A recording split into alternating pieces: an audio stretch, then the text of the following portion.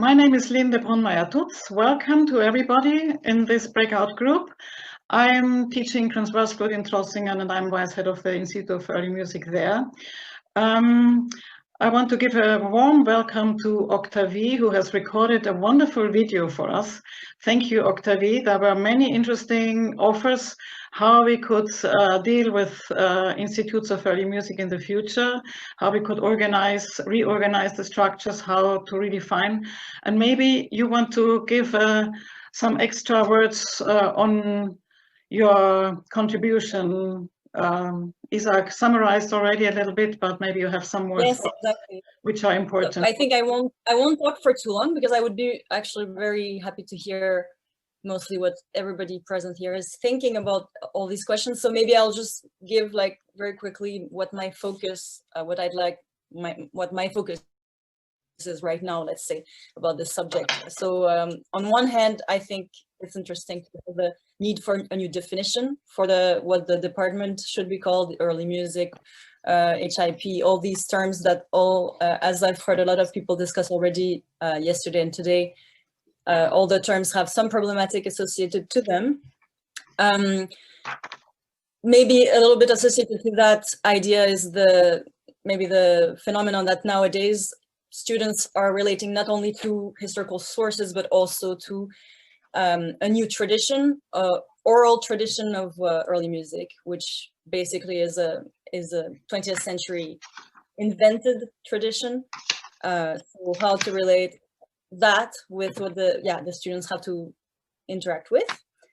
And a personal point for me is that I think the limitation, the line between the modern department and the historical department should maybe be blurred, and there should be more as many interactions as possible allowed between the two entities, and also that we shouldn't try to define what we do too much in opposition to the modern department or the mainstream, as I've heard other people mention, such as I think Tainus this morning. This mainstream idea is a bit of a concept that maybe doesn't exist so clearly nowadays.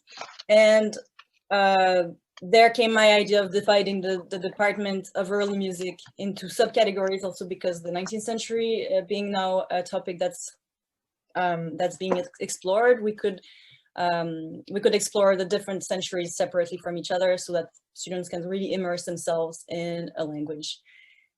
Or we could also have no department for let's say mainstream, but rather, a separate century, and basically everybody's learning their style within their historical context.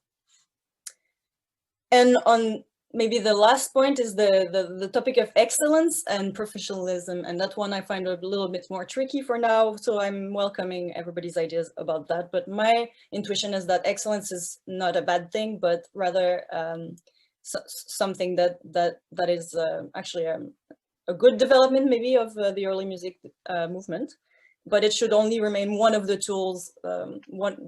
Technical excellence is one of the tools, but what we strive for the students is to help them becoming creative and critical. So yeah, I'm now welcoming everybody's thoughts. Yeah, who is wanting to give a first comment to Octavie's words? I think it's very interesting. We are nearly all of us students and two oldies in the moment, if I check that well. So that's great that you're there, and I hope you will share lots of your experiences which you're having within your studies of early music. So who would like to speak with Octavie? Marcin? Hello. I'm Martin from Poland. Nice to see you all. In your video, for me, it was very interesting that you said that you were teaching learning in Montreal, as I remember, and then in Amsterdam. And for me, it looks like you were in the two worlds. First world, which is divided on early music and in modern playing, and then in Amsterdam when it's all connected and it's really influencing each other. Well, from my point of view in Poland, it's the Montreal way, the Canadian way. That's older teachers usually are a little bit against touching this early music and this historically inspired performance. So for me, in organizing for students classes with early music is quite difficult because of this division, strong division for the early music, playing, thinking, interpreting music and attitude, and the old one, let's say. I don't know how to call it. It's not romantic, we know, with the problem with this word. So of course I think it's important to find what is important for the student, because the student wants to gain knowledge as broad as it could be, I think. Of course, students are influenced by the teachers, so it's important to first to have a discussion with teachers also, because in Poland the teachers are really involved in organizing studies for the students. So it's, I think this is the challenge for me in Poland, to bring this communication and common ground, and not dividing really early music and this post-romantic way of playing. This is a big challenge for me. Thank you. Yeah, Peter was writing in the chat, how can we get to more communication between modern and early music departments? Do you have any suggestions? Or Peter, do you want to say something to that? Can you hear me now? Yeah. Okay. Yeah, I love the idea of synergy between all departments and schools, and I think we really need much more communication between the early music department and the modern department, because, as you say, there's no time period anymore. It's enlarging so much. It's just this, how do we get this communication going, and what are some practical suggestions you have, Octavie? Mara? Yeah, does Mara want to answer this? But Or yeah, do you have another question? Yeah. Hi, I'm Mara. Hi. I had an idea recently.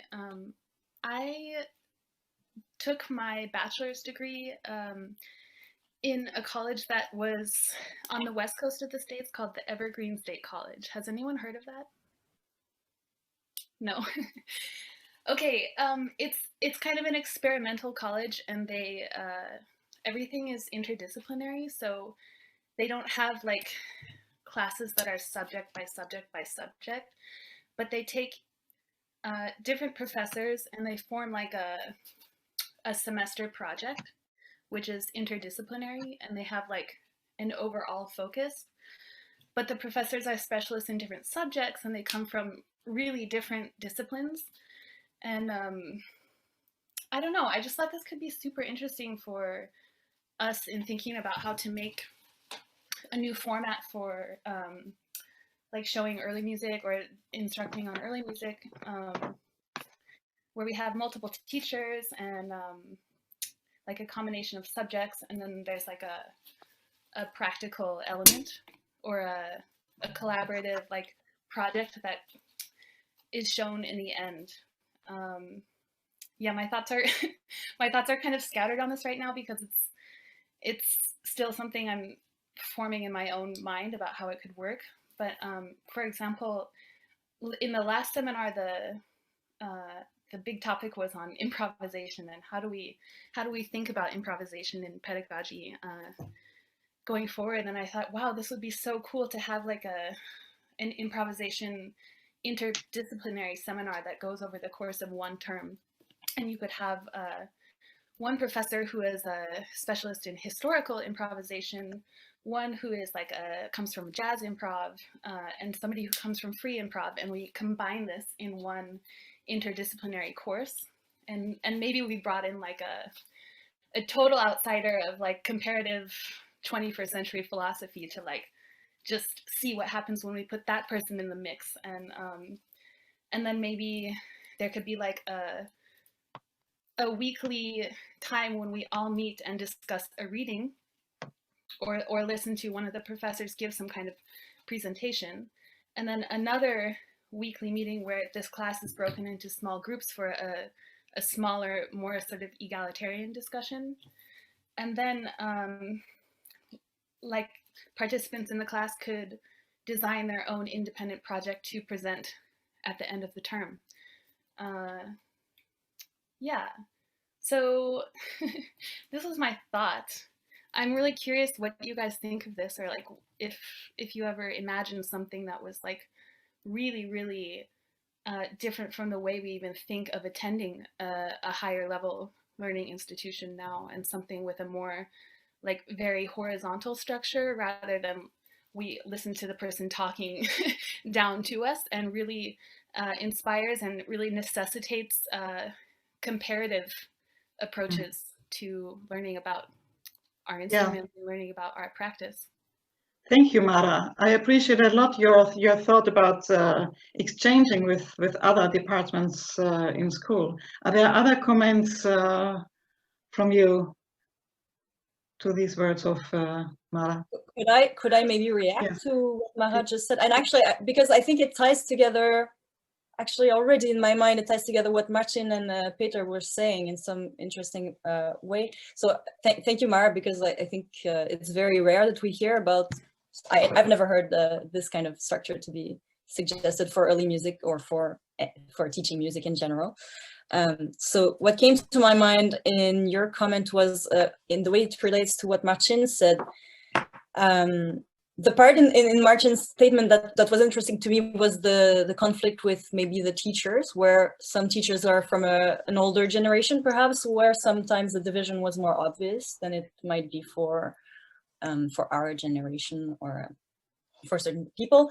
And so having this kind of group horizontal structure, as you're describing, Mara, kind of already diffuses that tension where you have the authority of one teacher, as you mentioned, and that kind of brings together people from different backgrounds, and so that's very interesting. The other aspect that I have in mind is how could we reconcile the diversity that would be brought with such a model, or at least to have one class, let's say, according to that model, versus the importance that one could argue is present with maybe the ideals of early music of immersion in one language, because that's also something that I have to say in my own experience was a contrast between my experience in Montreal and my experience in Amsterdam, was that in Amsterdam things were more communicating between the departments, but nonetheless, because there was an early music department, it allowed me to immerse myself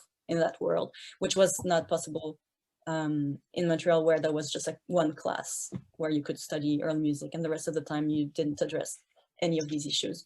So yeah, I'm curious. With this, we get quite close to one of the questions you were addressed. What is the future of early music departments? Do we need early music departments? Or maybe I could ask it the other way around. What would be missed in conservatories if there was no early music department? Because of course we want to share the energies with other departments, but in which way could that happen in the future? How do you feel yourself as students within an early music department? I heard from Martin that it's difficult to communicate with the modern classical departments. On the other hand, we are wanting crossover projects and exchange of experiences. So what are your experiences? What are your opinions on that? Victor? Hi, everybody. Thank you very much for all your comments. I find them really, really interesting. And actually, it's really getting together with what I'm really thinking about this horizontal teaching. I think it would be really helpful. I just wanted to add a thought to this discussion, maybe, because I think that I'm coming from a very modern education. I finished my master's in modern performance only 3 years ago, 2-3 years ago, and I think I have it very recent. And immersing myself in this world right now, I find that the main difference between the approaches it's not about the epoch, it's not about the actual things that we are studying right now, but about the approach that we take. And it doesn't matter which century we are looking at, or which kind of music, or which language. We can look at late 19th century music and play Mahler in a, just so that the different approach is the difference, I think. And stressing that, I think, is the key to the answer to this question. And not so much if we have to divide departments, or if the mentoring or horizontal way is I think that's a post solution, but the main key aspect of differentiation, so to say, is that, and it's not to be in contrast with the modern playing, but I think gaining space within conservatories will be a key to offering a musician education to new artists, and not just offering a language course in Baroque music. I don't know if I make myself clear, but yeah, I don't know. Octavie, do you want to say something to that? I see a raised hand from Felix, but if you want to react, sorry. Yeah, Felix, please go ahead. Yes, so it's a little bit a reaction on what you say, Linde, and also something I saw in the introduction when someone joked in the comments about, oh, why don't we just call it music? And this is something I heard several times, and I have to say I quite disagree with this, because I heard it a lot from people who have a very loose approach on early music. I'm a violin player, so it's the typical people put two gut strings and buy a generic Baroque bow and say, oh, after all, we all musicians and we can all find a common language. And no, I mean, I'm sorry if I'm specialized in early 17th century music. I can't instantly share my language with someone who is used to Shostakovich.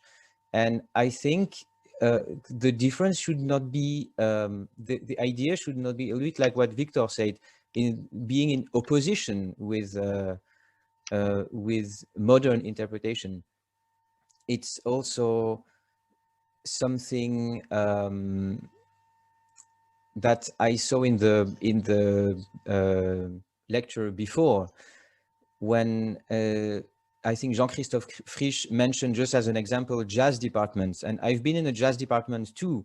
And at no point the people in this department defined themselves on how they were different from the modern departments. And if we look at the repertoire, the common repertoire between early music department and modern, or like we say, regular music departments, there is a lot of difference. I also say this because I'm more specialized in 16th and 17th century music, but this is a music I never played on the modern violin in a way I never played. So for me, it's not an alternative interpretation.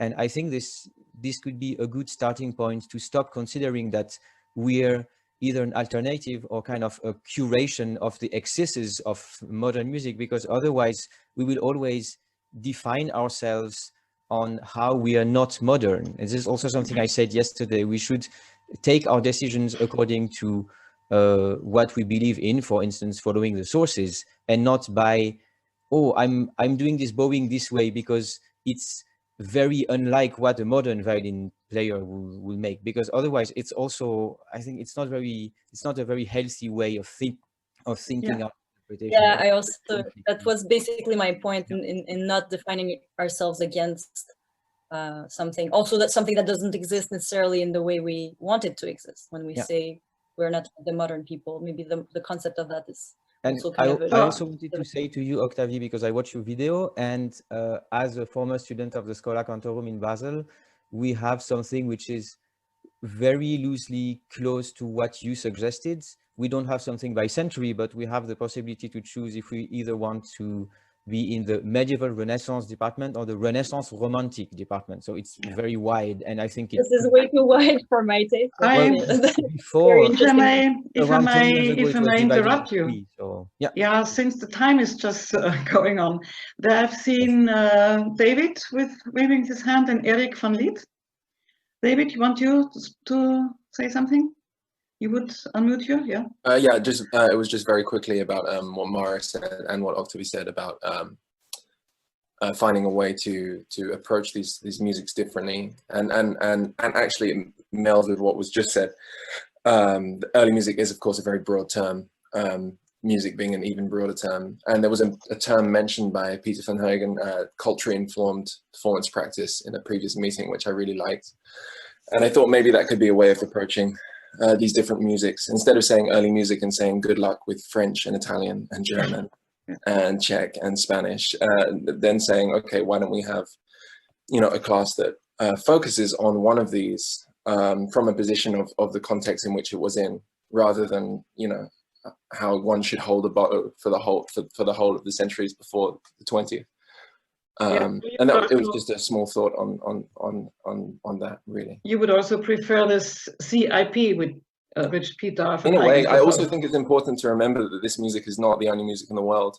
Yeah. And when we say about other musics and world musics, ours is world music for the other continents, and it's something that should be shared as such, rather than as something that we can, you know, thank you. Put in one box. So may I give the floor to Eric? Yeah, thank you. I see a few young musicians. Some of them I do know from the Conservatoire in Amsterdam. I was wondering if there is a role. We all agree, and especially you agree on that it would be very good idea to have more contact between the classical and early music departments, and some of you even experienced that in a positive way. But still, in the organization of the Conservatory, it's not so easily achieved. It seems to depend a lot on personal connections and personal approaches of the teachers, who, if I put it not so very nicely, have a kind of their own kingdom. They tend to have that. Maybe not everyone as much as, well, it's not a kind proposition, but still to get things a bit edgy. Yeah. Maybe it does play a role that lots of these teachers have been on their position for many decades, because they have a good career. They are really attractive teachers, good attractive players. That's a good thing, but it may result in them being a bit conservative in this development of the early music movement and what it brings to overall music. Have you, as young musicians, experienced this problem? Because Octavie, you're very positive what you experienced in Amsterdam, but I still see that it sometimes happens that it's difficult to get this connection between the modern and the early music version of an instrument. Yeah.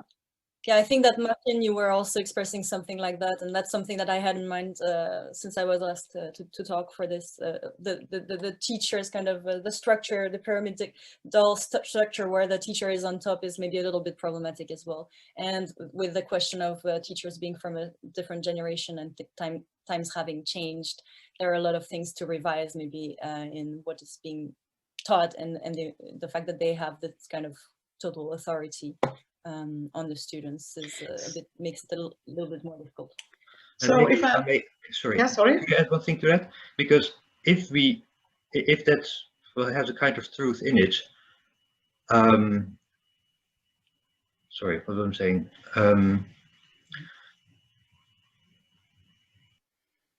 Yeah, sorry, forget. Just go on. Yeah, well, if I understand sorry. well, everybody would prefer to have an early music department well integrated into a modern faculty. That was one of the questions which the panelists were addressed. So how should that be structured? Octavie had some very interesting proposals on that. Maybe you tell us again what your ideas were about this. Yes, very quickly. Basically, I gave two hypothetical solutions, which might be a bit difficult to implement realistically, but one in which there would not be a separate modern department and all of the centuries can be studied separately, allowing for as many crossovers between the department as need be. But basically that the 20th century styles are also approached in their own historical context. So if you're studying that, you know that this is also kind of an aesthetic and it's a modern aesthetic that you're studying. There's also this misconception within modern departments sometimes that they would phrase things like, oh, we play Bach in a romantic way, but now we know with the 19th century research that romantic style has nothing to do with what they're describing. If I may interrupt you, just to make it short, you had proposed, for instance, to have performance classes which all students of the university could attend. Modern, classical, that is the other early music forms. Yeah, one scenario is all of the centuries can be studied separately, with no distinction specific to early music, but rather, yeah, specific to each of the styles per era. And the other scenario is one in which there is not a separate early music department, but everybody's invited to take a huge myriad of classes that include instrumental and historical performance practice classes. I was just going to ask Martin, it's nice that you wave your hand. Please speak to us. How could you imagine to integrate early music better into the whole faculty? Well, the first thing is, I think that it would be good. The organizational thing is different thing, how it's divided, departments or not departments. The most important thing is that students can fluidly come between classes, attend lessons, choose professors, and so on. And for me, the problematic, and I will give a drastic example of behavior that, for example, if we organize in Bydgoszcz in our music academy some classes for open classes for all the students, not only early music department. Sometimes happened that that the teacher from the modern instrument said you are not, to his students, you are not allowed to go there. It's of course it's not very often very good, but I know that sometimes it's happened. So the problem is that students cannot pick and to choose the classes, which would be much better that if he plays Bach, he doesn't have to go to his main teacher. He can go to the other teacher who is playing in renowned ensemble, early music ensemble, and to know what's best. But the other problem is, for example, for me in advanced thinking, that if the student is finishing his studies and he's going to perform the entry exam to the orchestra, and he comes to me and asks me, how should I play Bach on the entry exams? And I said, well, I know I can tell you how I would play it, but I don't know if it will be appreciated by the commission of the orchestra. This still is the problem. Again, another problem. Of course, it's a bigger thing. Thank you. And there's a next problem, I think, because many modern players now are interested in historical performance informations.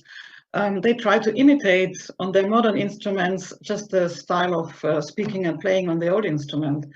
And then it happens, for instance, that a modern flute player takes a wooden head joint on his flute and tries to play without vibrato. And in the end, it's maybe not so satisfying result. So, well, how can we deal with that? How can we make better bridges among each other? Eric, please. Now I recall my question, and it's much related to this. We, in our sort of early music community, if it exists, largely agree on that it's time to have more bridges and connections with the classical departments.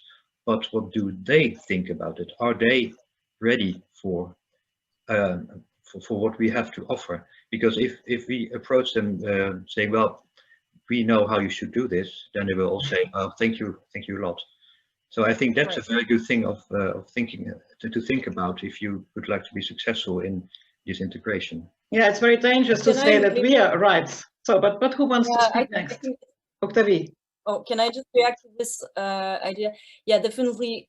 This is not the right approach to say we're right and they're wrong. That's why some people criticize the term historically informed performance, because that assumes that we're informed and they are not.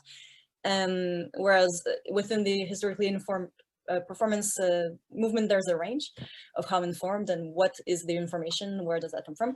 But I can just maybe give an example, because actually, Eric, you're familiar with it also, but I think it's an interesting one. Is in Amsterdam in the Conservatoire. I know that Viola de Hoog, my former cello teacher, she's since a few years giving this introductory class on, well, specifically on the the bass lines, how to play a bass line, which is also very much how do we play nowadays bass lines according to the early music movement. But she has that as a mandatory course for all cellists of the modern department, and I think that's maybe a nice way if there are some of these mandatory courses that are introductory that allows people from the department to see for themselves whether they feel compelled to learn more, if that speaks to them. But if you never give them any information, then that may take a longer time for them to come to that yeah, if I may say something to that, from Trossingen, there we have changed actually the name of our institute. We are now Institute of Performance Practice, because we presume that every music, next to contemporary music, is historical, and everybody from all departments of the school should share their experience within this department. So the question of HIP, that was also one of the addressed questions. Is that still suiting? You said in your video, Octavie, you would rather say not. Are there other opinions?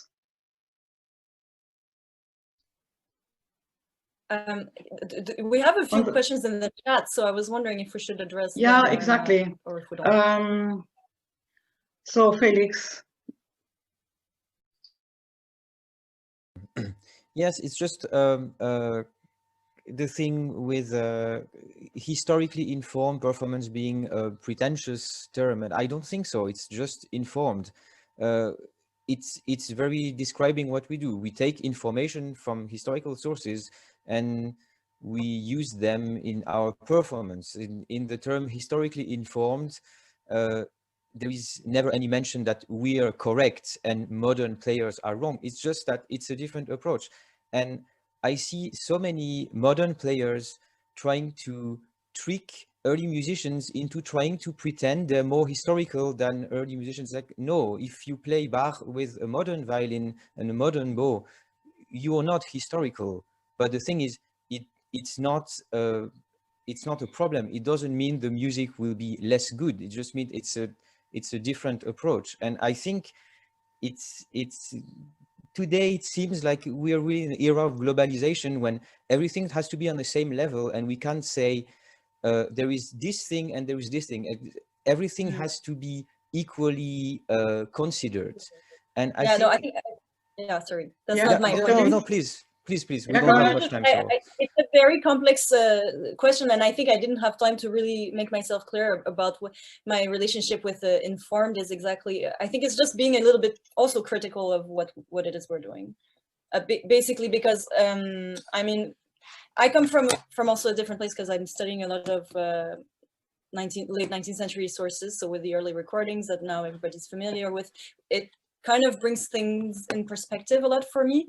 And so the way we address earlier repertoires also is kind of I become more critical of how close we can be, how ready we are, how our aesthetics of 21st century people prepares us for actually being historically informed. And also the fact that some people who call themselves modern can be just as informed as we are in terms of knowing how Rachmaninoff plays his own music or something like this. But I understand your point. It's not to say that there is no judgment of value or degrees of how well informed. And of course, I think the early music movement or HIP approach, it's an approach, it's a different approach. And some people might play on modern instruments, but be closer to the range in the range of how they're dealing with that approach, because I mean historical information is important nowadays to everybody, I think. And in the same way, people from the early music movement now have a different relationship with sources, and they can be mostly influenced by recordings of nowadays performing people performing early music, and how much of that comes into what you do and how you relate to the historical sources is basically what. So is there anybody else who wants to give us a rounding of thought, because we soon have to conclude this discussion. Sorry, it's just too short. Does anybody want to take a word? As far as I understand, we do not want to miss early music in conservatory. And we love to be in touch with all of the other departments and find a fruitful exchange. And I think that's the way. What was very clear for me, that just this more holistic approach to music, integrating cultural, philosophical, social, political aspects into our understanding of music, that's very important. And we hope that we can just increase that within the conservatories. Well, from me, I think it is time to leave. Is it, Jerry? Hello to everybody. Welcome everybody to this second breakout group with Octavie. Hello. Hello, everyone. Maybe we are complete for the moment. I see some friends. Hello. A warm welcome to Octavie again, and thank you for the wonderful video you have recorded for us. You have proposed some very nice thoughts on the restructuring early music departments in the future, and also how to redefine early music and what impact early music has given to the Conservatoire paradigm. So maybe you want to add some more thoughts, or just give some special word now to our breakout group.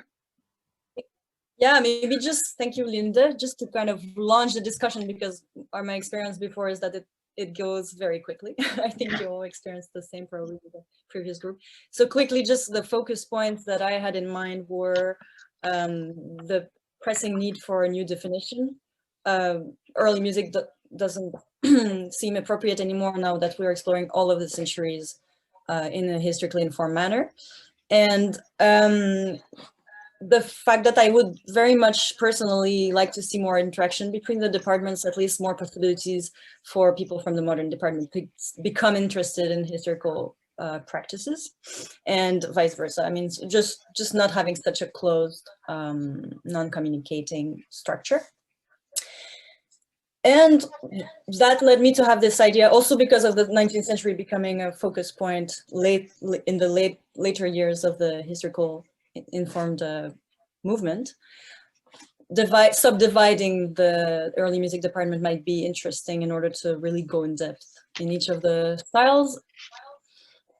And yeah, I think for now we can start with this and see where that leads us, basically. Yeah, who wants to give a first comment to Octavie's words and to her video? Yeah, Dorothee. Yeah, hi, I'm Dorette and I'm teaching historical flutes in Utrecht. And I really like the idea that you would actually split your department in periods more than just early music and later music. But I have a question that goes a bit further. I gave a woodwind class to the Amsterdam students in May last year. And there's something with the mentality of students, because the minute I said, well, don't always believe what your teacher says, there was a huge giggle, and nobody actually seriously. And personally, I think that is a very important attitude you need to have, whether you're in a 17th century department or in 18th century department or wherever. But how can we as teachers, if we have students, change that mentality? Because I mean, you were a student not so long ago. It's fresher for you than for us. But if you are going to change this, you also need to change the mentality of the students. Do you have an idea of that? Yeah, who wants to answer? Aisha? Sorry, am I on mute? Am I not on mute? Yeah, I can hear you.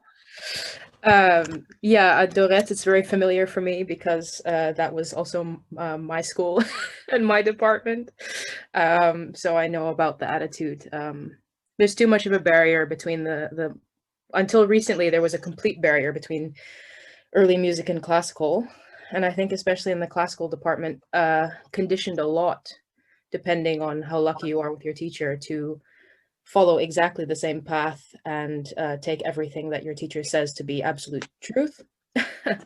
There's no emphasis in the classical department on research at all. In fact, you're lucky if you know the origin of the composer. You're considered to have done your work if you know the dates of your composer and what country it's from. I think if you encourage students more in terms of the theoretical side of things to do work and to come to their own conclusions, to read the sources, that you will develop a student culture that is much more independent and possibly taking more of the performance side of things from your teacher, but able to think individually, if that makes sense. Has to come from, yeah. Yeah, I like that you're talking about this, Aisha, because I think your point of view is quite unique. You had the opportunity to study both modern flute and then historical flutes, and have actually a diploma in which you graduated in both simultaneously. And I think that's a nice thing that the Conservatoire is offering in Amsterdam.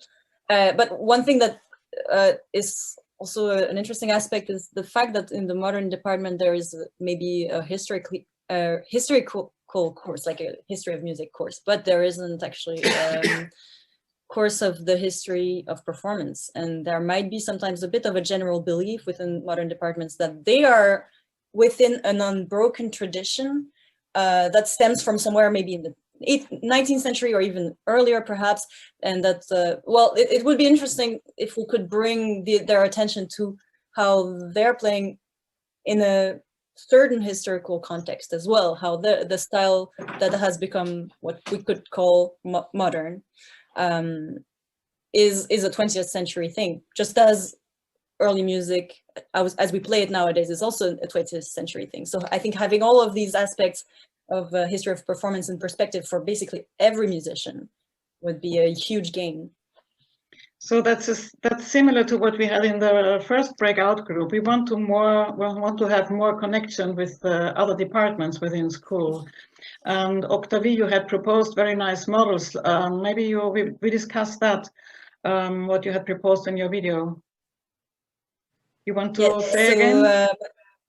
I will say it again. So the two scenarios I had in mind was one where shockingly there would not be a modern department at all, but actually departments separated into different styles, performance styles, and that's where students could be actually crossing over and visiting a bit freely if they want to study the style of 19th century performance practice, the style of 18th century, or if they want to simply delve into modern aesthetics, 20th century, and prepare for orchestra auditions. That is also possible. And the other scenario was one in which there would not be an early music department, but rather a well-integrated system of classes that all the students are invited to take, where you learn about period instruments, period techniques, theory, and all sorts of classes. So I don't know if you have any. Do you have any comments to that? Yeah, Rastro? Yeah, I was wondering, what's your input on artistic research in this field? There's a bit ongoing debate between musicological issues. In German, Wissenschaft is really closely bound with the musical field, and it's not only to explore the composer side of it, but also the performance side of it. So do you find that any kind of future department should be focused on the research side of the performance, or maybe also to the scientific side of the performance? Because somehow this early music or historically informed performance, maybe, I don't know, Bruce Haynes and the book, his famous book, The End of Early Music, it's a bit insulting to the modern player. You know, what is not HIP performance? You know, your favorite YouTube, you know, I play like my teacher does. So I find it difficult to establish this kind of understanding within faculty between so-called early music department and the modern department, if on a personal level we don't have understandings as an artist and then as pedagogues. Maybe it comes also with generations. if with all due respect, the older teachers firmly believe and rightfully do believe that they convey a kind of tradition, that new developments just maybe find, I don't know, with generations more understanding with the younger generation of teachers, so we can implement those things.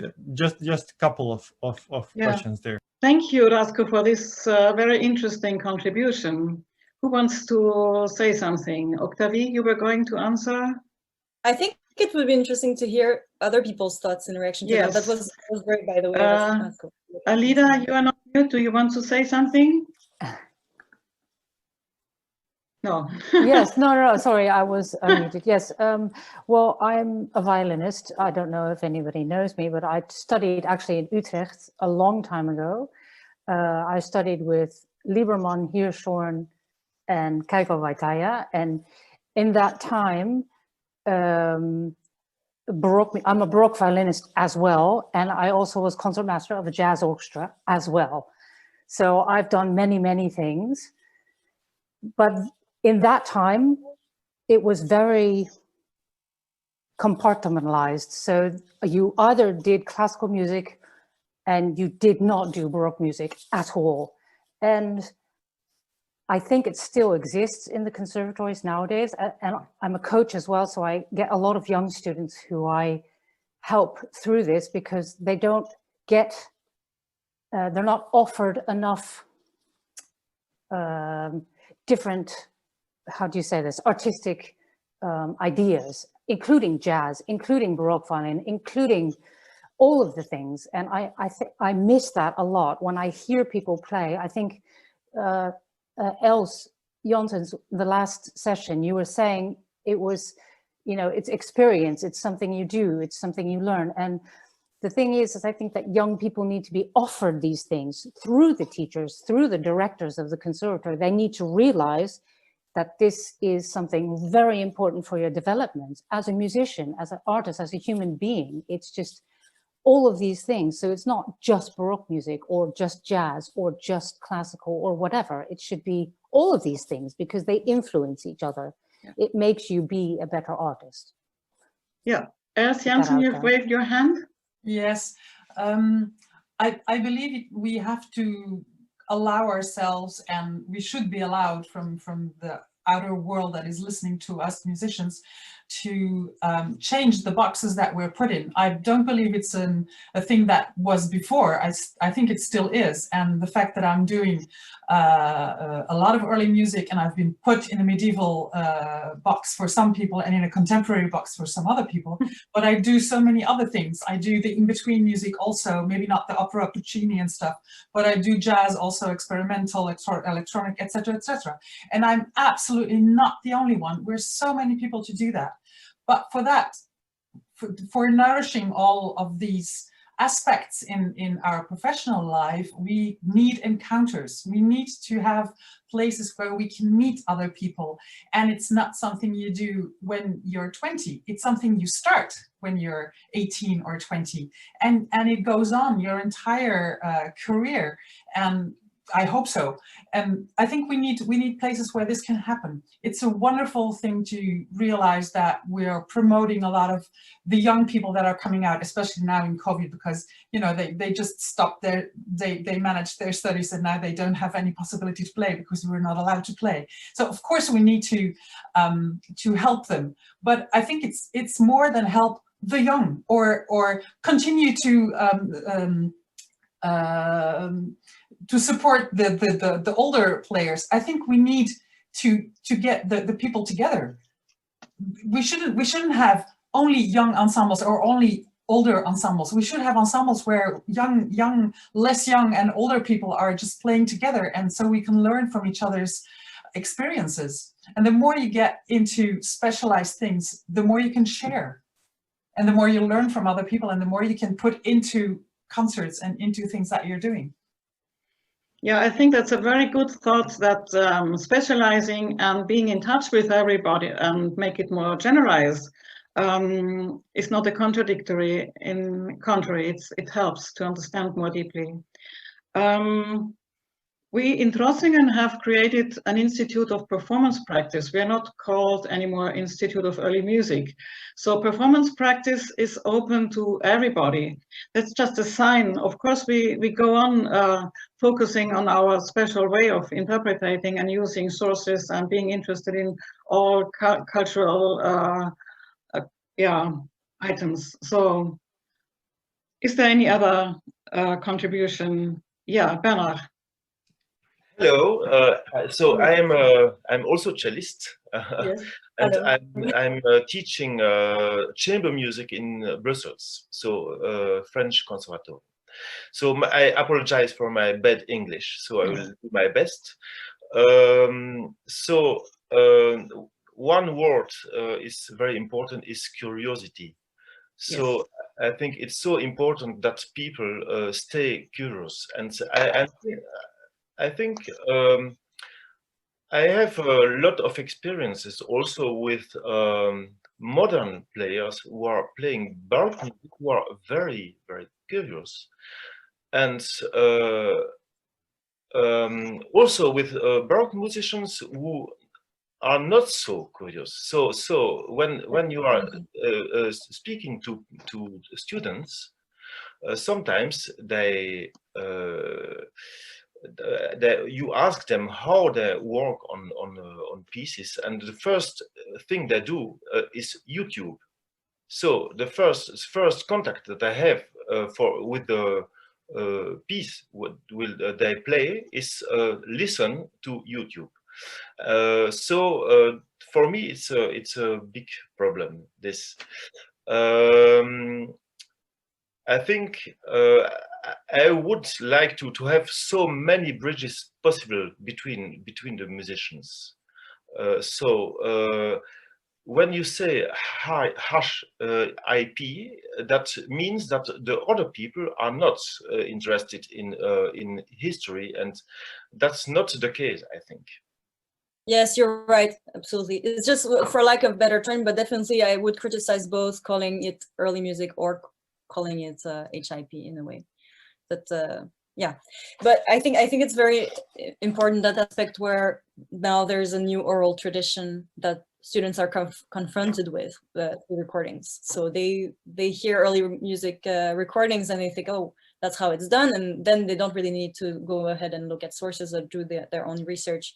They kind of have something fed to them through other means, and that's sufficient to survive for a long time, I think, even as a professional outside of school in this kind of dynamic, I think. So that's unfortunate, and I do think it's really important. This aspect of curiosity is important, and this aspect of being critical is important for both the modern department and for the early music or HIP department as well. I think it's also an interesting aspect that ELS was bringing, that different generations can interact with each other, and that would be a fruitful collaboration also in the level of education, I think. Because there might be there's also progress or more discoveries or new things that come up in research in musicological fields, and it would be interesting if the early music departments, well, I think they probably do a lot of the time, but keep in touch with the new material and keep updating what they're teaching. If I understand you well, then early music is rather an attitude, or to approach very open-minded towards music, and that's great. As you had another comment on the chat, would you want to speak? Yeah, sure. It was just, I don't remember. I think it was maybe Alida. You were speaking on stage presence? Yes. Yeah, actually, it says it. The comment says it. It's very important to think about this, and I'm not sure that in any conservatory or music high school we include this in our teaching. Yeah, maybe from some persons, but not in general. And I think it's very important. Why do I go on stage? What am I wearing? Why would I wear high heels or flat shoes? Or why would I talk to the people when I'm doing this? Or should I not talk? And what do I do about lighting? And do I sing by memory? Or is it okay if I stand my back to the public? It's things we should think about. And so it brings in a spirit of critical thinking about what our performance is. Should I stand only in front, or do I go into the public, etc., etc.? But there I want to say, what did the Conservatoire paradigm actually influence in early music? Because now we try to be as perfect and as excellent as modern players on stage. We have all the habits which modern players use. We are playing in big halls where early music probably was not meant to take place. So what do you think about that? Ja, du, vielen Dank, dass ihr euch das so Gedanken macht. Ja. Oh, okay. Who is speaking? Is it Susanna? I can't see you. I think somebody's microphone was unmuted by accident, perhaps? That was a ghost speaker. Elida. Yes, well, I think I totally agree with Elsa. I think also being a coach and having a lot of students come in, and also older musicians as well, who are struggling with exactly this, that to incorporate all of these things that you learn at conservatory, the interpretations or whatever, as a Baroque musician or a modern musician, it doesn't matter if you cannot exude that on the stage and actually make it your own. And I feel that there's a lot of the people that I coach, musicians that I coach, struggle with this all the time. And so you can learn all of these things, you know, and you need to know all this knowledge, and you need to do all the research. I think that's very important. But it's also, how do you bring this to the stage? How do you bring this to the audience? What do you have to do? What do you wear? How do you walk? Feel comfortable with yourself and be able to bring this knowledge that you have in you to the stage and to the performance. I think it's an incredibly important aspect of being an artist. Which Artem, yeah, sorry to interrupt you. Artem, you were also mentioning on chat a comment. Would you like to speak to us? I'm a little bit, I'm in the same room as Octavie, so I'm a little bit afraid of feedback. Is this sounding okay? Yes. There's no feedback. Okay, good. Then, yeah, so I was just wondering if we're in a way not creating more problems for ourselves by, so we talk about the problems with the term HIP, and then we talk about the classical and the modern department, but we never really put them into their historical context. Are they really classical? I mean, that's an absurd term if you think about it. And are they really modern? In some ways, HIP musicians are more modern, at least if we think of the approaches. And I think there are problems with not putting the classical/modern department in its historical context, which is actually, they're coming from the same really time frame as the HIP movement.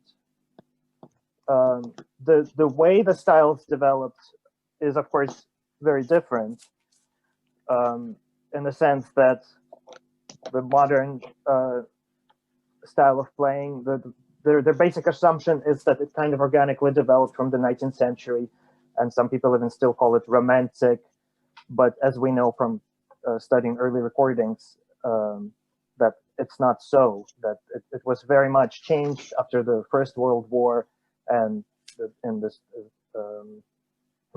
era of recording.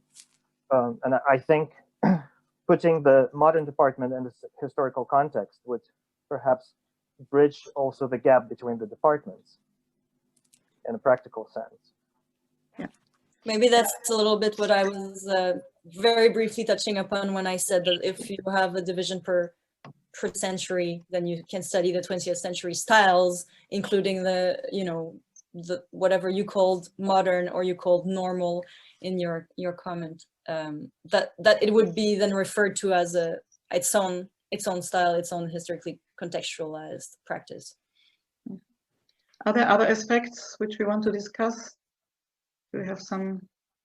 Yeah, Aisha?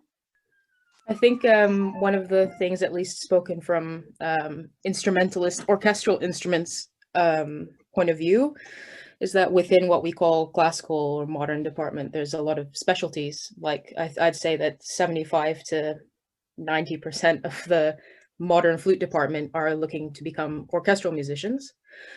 And so they started offering audition training courses, but for someone who's interested in that field, playing Baroque sonatas is completely uninteresting or, you know, not useful in their point of view.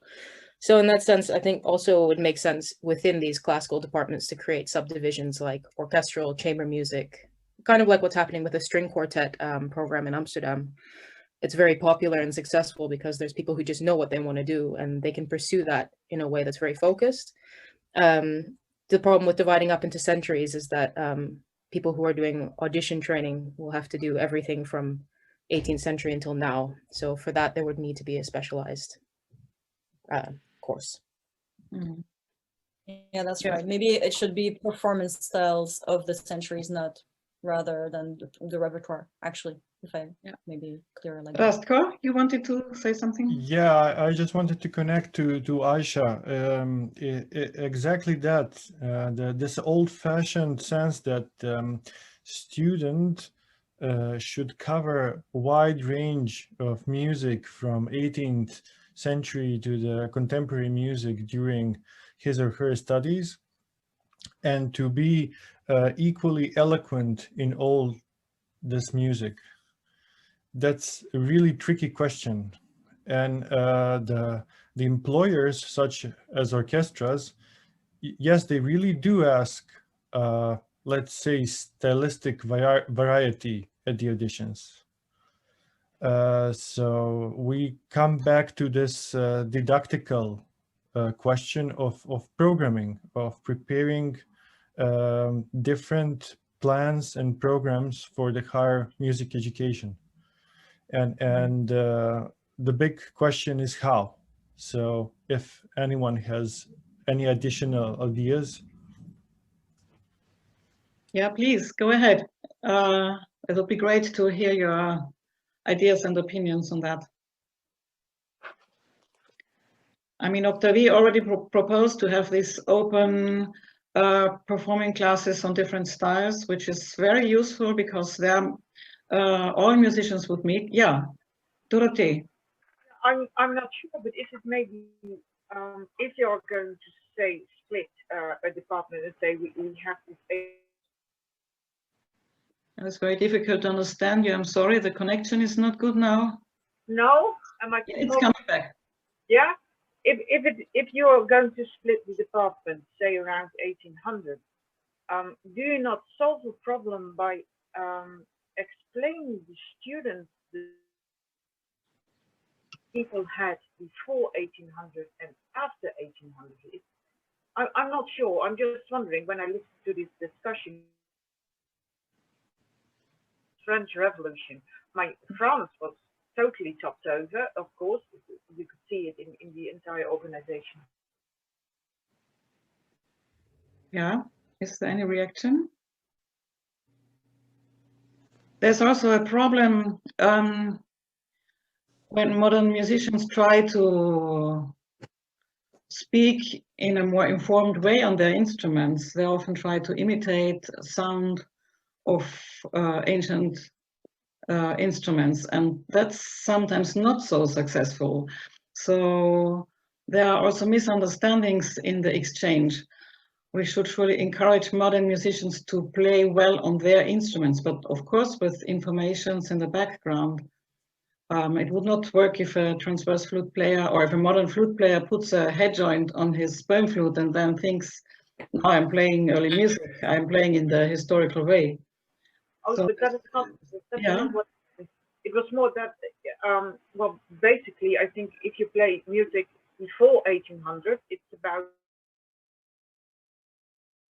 if you play music after 1800, and of course this is very black and white, it's about you throwing.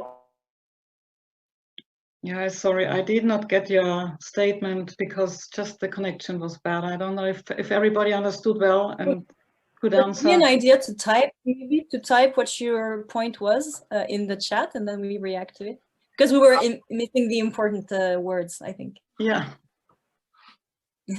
fast as I can, but I'll make mistakes. Don't worry. How much time is there left, Jerim? See. About 10 around. 10 minutes, that's great.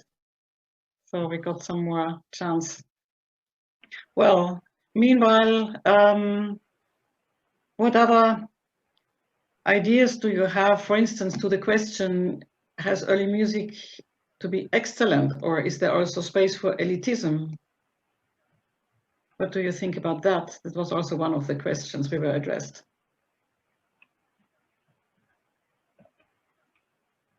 I don't know if you've discussed this with the other groups already, but I at some point I got a sense that some of us are really very scared of the word virtuosity, that it seems like this is completely the opposite of the goals of the early music movement. But I find that a little bit of a strange idea, since I think virtuosity is not something that you cannot find in the past. I think that has always been part of music making, potentially. We know how fast the tempi used to be in comparison to, you know, maybe the last century was had it as a tendency. So yeah, I don't think virtuosity is something to be afraid of, but maybe what we should be afraid of is a lack of interest in other aspects of music making.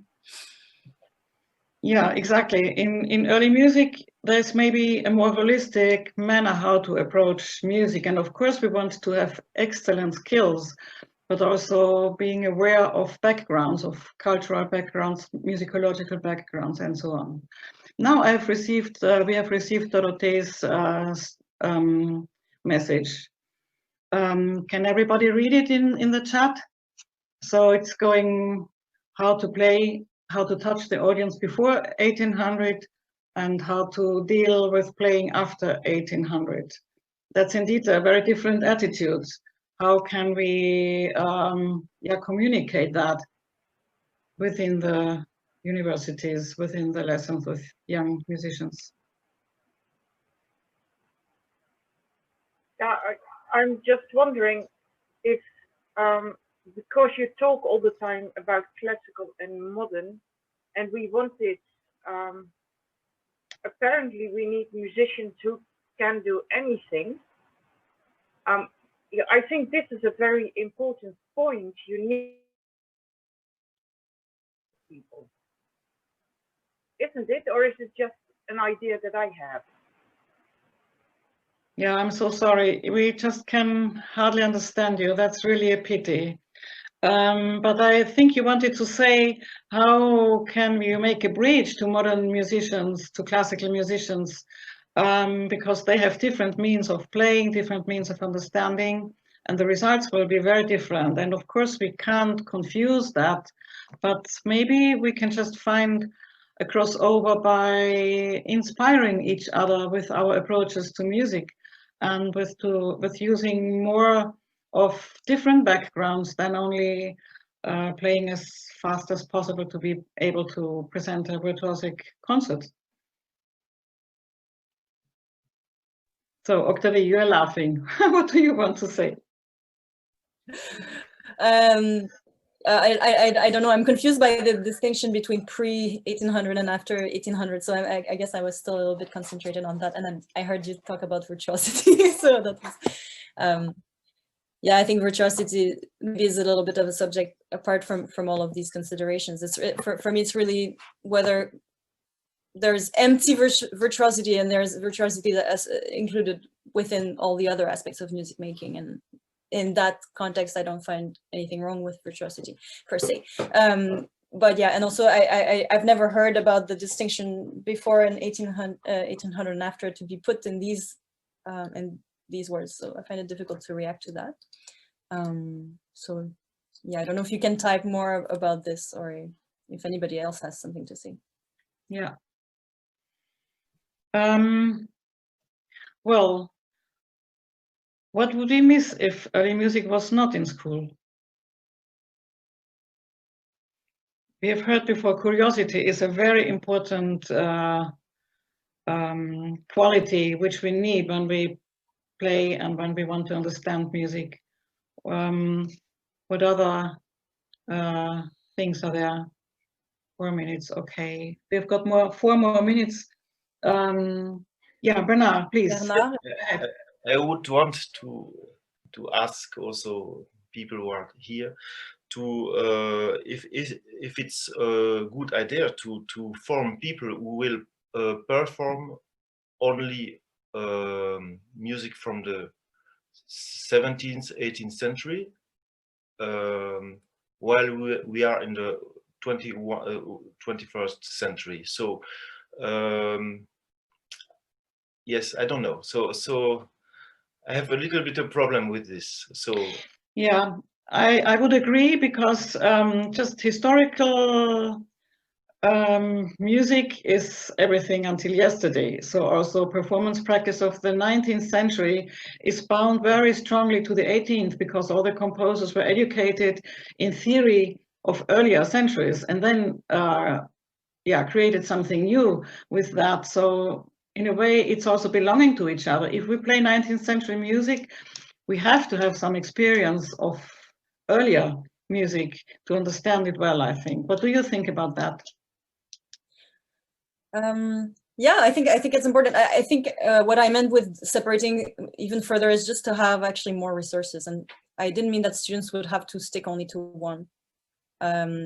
But actually, I meant that as a bit as a way to be more, expand more on the later centuries, which are so recent, maybe, that at least in some of the schools that I know better, maybe there are not all the resources needed to really explore in depth what the most recent research in 19th century performance practice has been. So if there was maybe a space to study that, so because there are already people who specialize in 17th and 16th century music, because maybe they played an instrument that did not really exist after that, and so in that sense, I just meant actually to have even more resources within the school to really go in depth if you want to, in later centuries. Because when I was studying Baroque cello, and now I play sometimes Baroque, sometimes classical, sometimes romantic on historical instruments with a similar approach and interest in research. And that was not something that was easy to do while I was studying. So I think that's also an interesting thing to explore further. Yeah, hopefully schools will develop more offers into that direction to cross over the centuries and to learn from different ways of interpretation. Yeah, I'm sorry, I think we have to conclude this session. May I thank to everybody for the wonderful contributions, and we go back to the plenary, I think.